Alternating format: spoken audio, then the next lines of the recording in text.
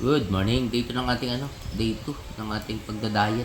Kasi part ng our journey, gout journey and healing process. So protein and carbohydrates, walang tayo.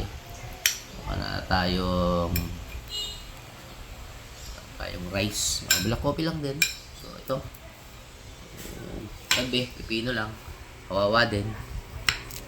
Kung hindi ka man mamatay sa gout, mamamatay ka sa gutom at sa inis. Kawawa din. Pero pick your poison. Kung saan mo gustong mamatay. So, dito ka na lang kahit paano, baka naman nabubuhay pa rin pagka kumakain ng ganito. Unlike dun sa hindi ka magbabagong buhay.